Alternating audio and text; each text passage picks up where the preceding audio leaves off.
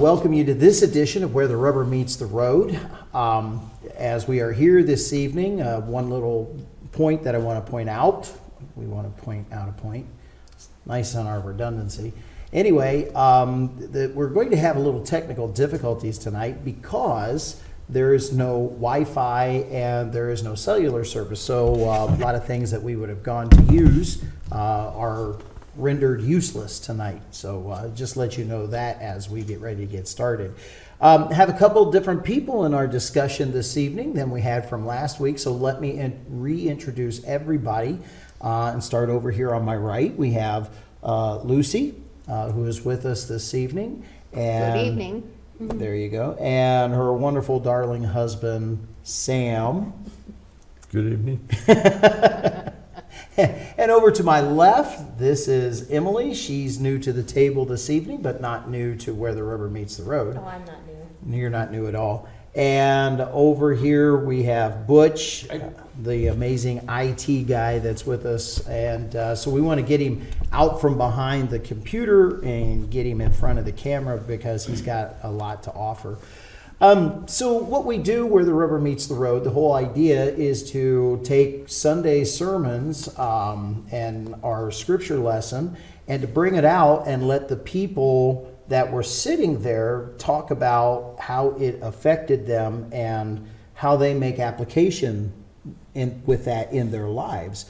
And that is actually even the sermon series that I'm doing right now, is looking deeper and finding ourselves, and how do we do that. But this past Sunday, we were taking a look at Hosea chapter 4. And in Hosea chapter 4, verse 9 was the specific text that we were looking at. So if you want to go back, catch the sermon and then catch this, or let me invite you already to next week's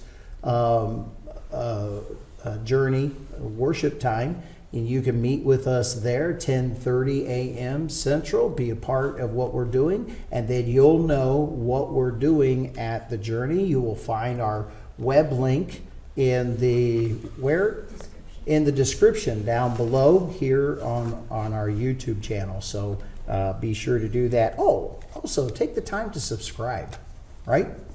And when you go to do that, it's a two-step situation. You got to hit the subscribe button, and then there's a bell that's on there. You want to be sure to do that, because if you don't hit the bell, you won't subscribe. So it's you won't get any notifications. You won't get any notifications on it. It's a two-step system that they want you to do. Yeah.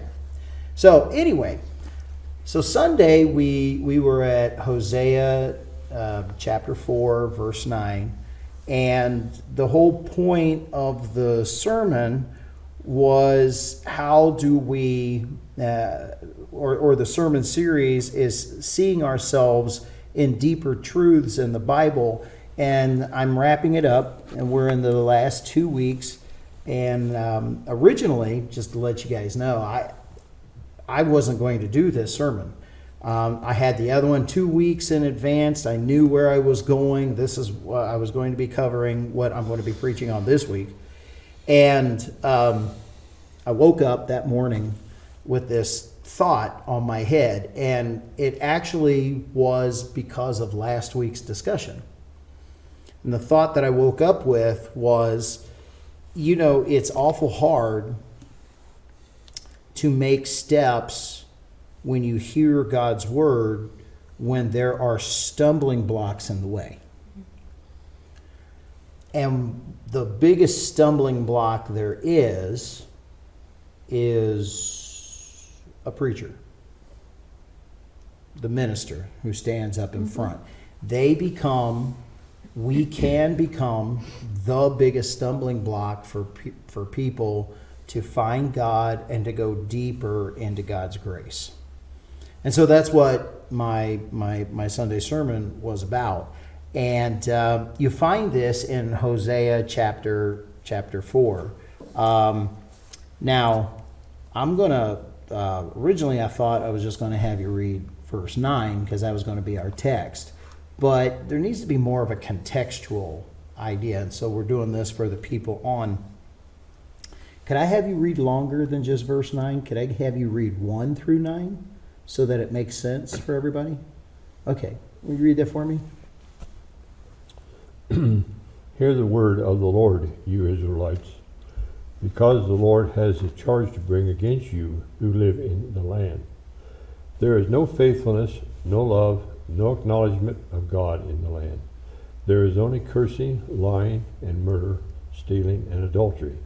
They break all bounds, and bloodshed follows bloodshed. Because of this the land mourns, and all who live in it waste away. The beasts of the field and the birds of the air and the fish of the sea are dying.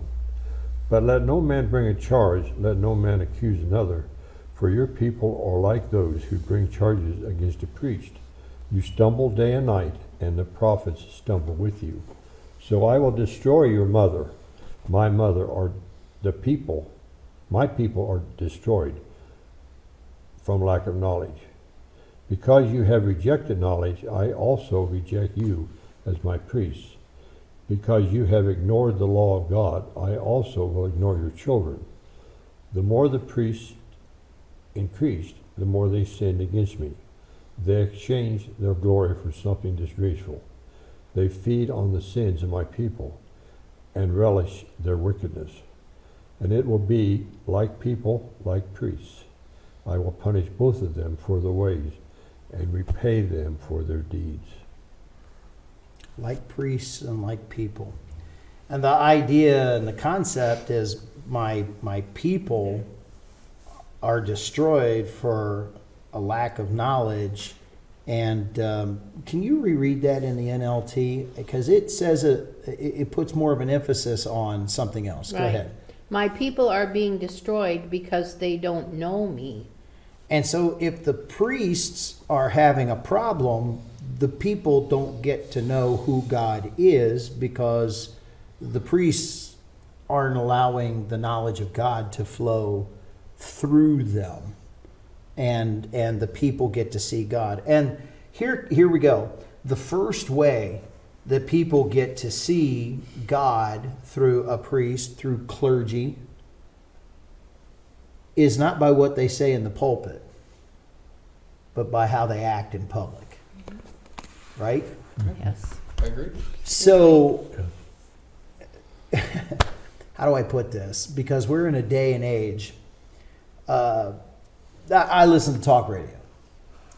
And I've turned talk radio off quite a bit. A few new people have come on, and it's like, okay, I listen to them.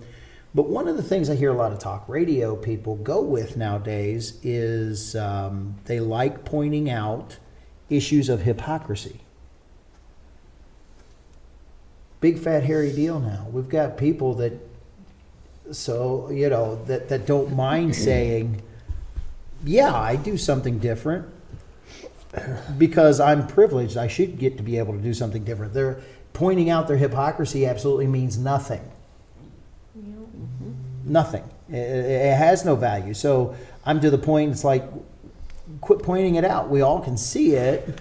Politicians or people on the national level or whatever, you can see it in their lives. Quit pointing it out because obviously it does not shame them and it doesn't create any type of motivation for that. So let me just hear from you. I won't pick on anybody in particular. You just speak out. When you see hypocrisy, what does it do to you? Let's talk about the psychology of seeing hypocrisy. What does it do to you internally? Immediately, I want to scream unfair. Okay. Unfair. Oh, yeah. Well, I mean, how do I say this? On media and stuff, when other people want to call out somebody for hypocrisy, like, you do it too, so that's unfair. And to me, like, for me personally, it's always, yeah, it's unfair. Shouldn't you be held to the same standards I was held to? Well, you point out a very good point. There's one of the problems with hypocrisy. You get to do something, but I don't.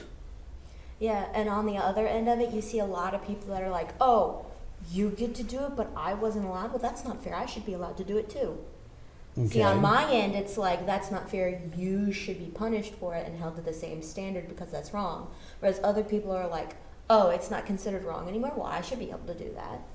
All right. This is what it starts setting up, isn't it?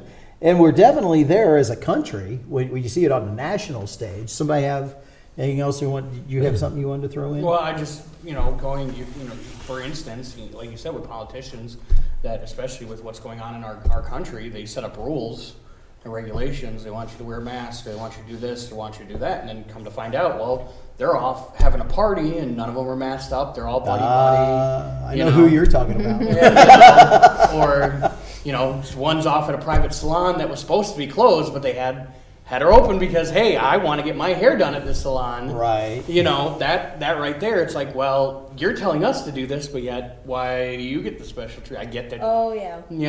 That's what bothers me. And so that immediately turns me off on anything. It's like, well, I'm not going to listen to what they say if they're not going to do it. That's just as a human being, that's my first instinct. It's just like, well, if you can't follow your own guidelines, why should I? All right. Anybody else have anything you wanted to throw in there? Go ahead. This point of hypocrisy that we're mentioning in politics, that is disgusting, and we can order you to turn the TV off. But when it becomes in a more serious setting, such as a church, then it's a little different matter. Well, I'm getting ready to go there. So there's Because yes, it fine. is different. It is different. It there is because different. then what the news media does in politics, we care nothing about that really. But on the other, we can. Yeah. Okay. Well, it's like you say, when the world acts like the world, nobody's surprised. But if the church acts like the world, well, then there's nothing special about the church. So it's really important that... There isn't anything different, is there? No. At that point? No. And so that's why hypocrisy's got to be really taken care of in the church. Because if we're no different than them and we... Oh, well. So let's talk about hypocrisy in the church, because the way that we're looking at it now, and our discussion, is not really what is covered in the Bible. So we'll get to Hosea 9 and that hypocrisy. But let's talk about it in the church. So when the clergy says one thing and is preaching at you and telling you this is a sin, or we should be living our lives this way, that social justice is the big thing, or when they talk to us about levels of racism and so forth, or kindness and that we should give. I mean, I'm bringing up a whole plethora, but I may be skipping something here because it can run the gambit from the ultra conservatives have issues all the way to the ultra liberal in the church. But when the clergy doesn't live to what is being said, what does that cause in the congregation? And I'm talking to the congregation here, some of them. So what does that cause? So when I say, what does that cause in you? The point of hypocrisy, as you mentioned in the church, it's to a certain extent, people are human and people will be people. And on a certain level, even maybe with a little humor to lighten it, people can be different when there's not either a moral issue or it's just kind of on a small scale. Mm-hmm. But when it Okay. becomes glaring and on a large scale,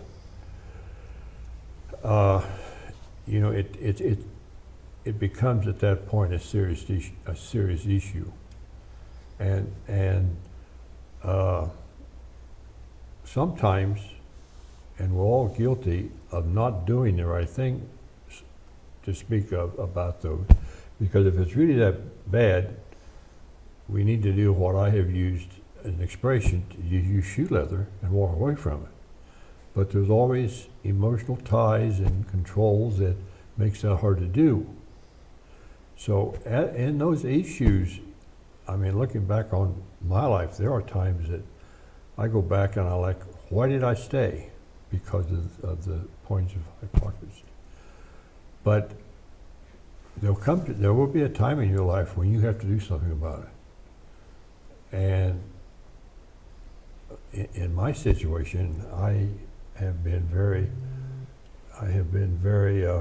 revealing to myself even.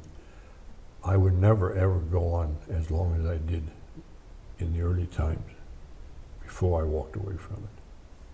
Okay, and you're, just to be clear for those who are watching, hypocrisy in the church, you put up with it and that kind of thing. So, hang on to your thought. I want to get to you in just a second. Oh, I have several.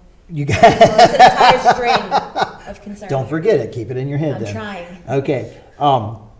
It just to kind of put it out there for Sam, the situation that what you're kind of talking about would be if you were attending someplace, and I'm sure you probably have heard this about the wearing of gold. You got a couple of gold buttons on the front of that jacket there. You probably, you got to watch the pride that's going on with this, and yet walk out and that particular minister has the best car in the parking lot, and he makes sure that he polishes and waxes it every Saturday, and to make sure that he has the best looking car in the parking lot. But you got two brass buttons or two gold buttons on, and that's just a lot of pride right there, right? So that's kind of stuff that you're talking about. Yeah, I might even be hitting an exact thing. I don't know, but I've actually seen. I've watched that one. I've listened to that one. And sometimes it's more subtle than that, because they can treat you in a way that they will actually try to control your contact with God, because you're not the right name of somebody else, and their two people will be treated different because of their name. So it's a double standard, and then it really gets milky.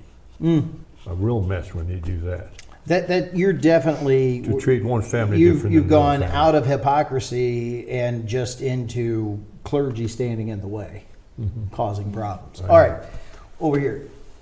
I think it's a really big concern of mine, because it can become very, very toxic, and you turn church into being this, from being what should be an amazing fellowship and a time to get to people that are accepting and loving, and you can turn it right around into like a high school jungle, because people turn it into a social gathering instead. And we all know, like, humans and the humanists get together and all that sin and garbage and stuff gets worse. I mean, psychologically, everybody starts breaking off. Well, who's the head female in charge, who feels the need to henpeck and put all of her, ducks in a row, and which guy's got the best truck and all the best tools, and you should borrow them from me because all my stuff's the best.